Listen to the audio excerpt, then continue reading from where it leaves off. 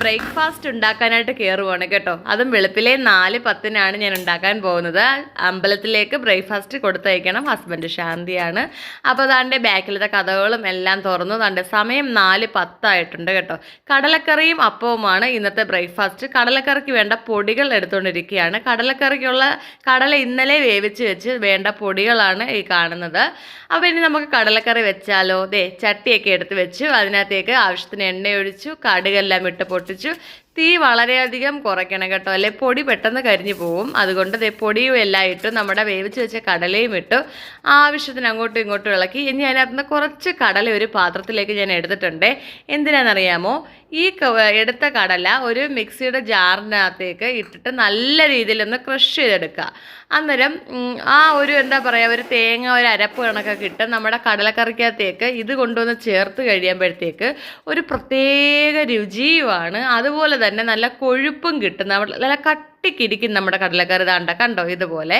ഇനി കടലക്കറി വെച്ച പാത്രവും അതും ഇതും എല്ലാം കൂടെ കഴുകാനുള്ളതെല്ലാം സിങ്കിലേക്ക് മാറ്റിയിട്ടു.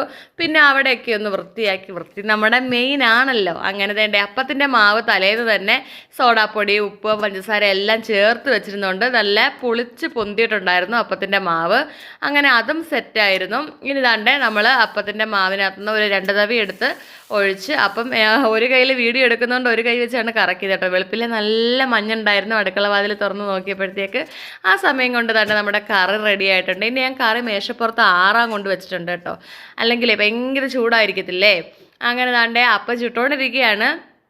ആ കൂട്ടത്തിൽ തന്നെ തുടപ്പും കഴിഞ്ഞു. ഇനി കുടിക്കാൻ കൊണ്ടുപോകാനായിട്ടുള്ള ആവശ്യത്തിനുള്ള വെള്ളം അതും എടുത്തിട്ടുണ്ട്. വെള്ളം എടുത്തുകൊണ്ടിരിക്കുകയാണ് കേട്ടോ. ഇനിയിപ്പോൾ അടുത്ത വീണ്ടും ഒരു 3 അപ്പമൊക്കെ കൊണ്ടുപോകുന്നുള്ളൂ. അതിൽ കൂടുതലൊന്നും കഴിക്കാൻ പറ്റത്തില്ലല്ലോ. ബാക്കി പാത്രം കഴുകി. രാവിലെ കാപ്പി വേണം, അത് മസ്റ്റാണ്. അപ്പോൾ കാപ്പിയൊക്കെ ഇട്ട് നമ്മളുടെ 3ാമത്തെ അപ്പം ഇവിടെ റെഡി ആയി കഴിഞ്ഞു.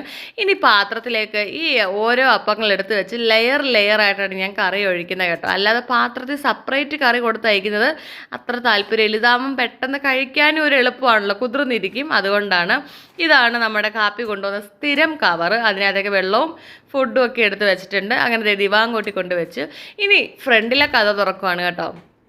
അപ്പോൾ ഫ്രണ്ടിലെ കഥമൊക്കെ തുറന്നു. അപ്പോൾ ഇന്നലെ ഞാൻ കുറച്ച് മാറ്റൊക്കെ കഴുകിയിട്ടുണ്ടായിരുന്നു. ചവിട്ട് മെത്തകൾ കുറേ കഴുകി, എല്ലാം പകുതി ഉണങ്ങി. ഇന്ന് വേണം ഉണക്കാൻ. ഇനി മേളിലേക്ക് നോക്കിയപ്പോൾ നമ്മുടെ അമ്പിളി മാമൻ ഇനി റൂമിലേക്ക് വന്നു. കൊണ്ടുപോകാൻ ആവശ്യമായ മേക്കപ്പ് സെറ്റുകളെല്ലാം എടുത്തു വെച്ച് റൂം റെഡിയാക്കി. അപ്പോഴത്തേക്ക് ഒരാൾ കുളിച്ചിട്ട് വന്നു. ഇങ്ങനെ തണുത്തിരിക്കുക, നല്ല തണുപ്പാന്നൊക്കെ പറഞ്ഞ് കാപ്പിയൊക്കെ കുടിച്ച് നമുക്ക് ടാറ്റയൊക്കെ തന്നിട്ടുണ്ട് കേട്ടോ. ഹെൽമറ്റും കാര്യങ്ങളെല്ലാം ഞാൻ അടുത്തുകൊണ്ട് കൊടുക്കും. അങ്ങനെ ഹെൽമറ്റും എല്ലാം വെച്ച് പോകുകയാണ്. വീഡിയോ ഇഷ്ടമായി ലൈക്ക് ചെയ്യാൻ മറക്കണ്ട.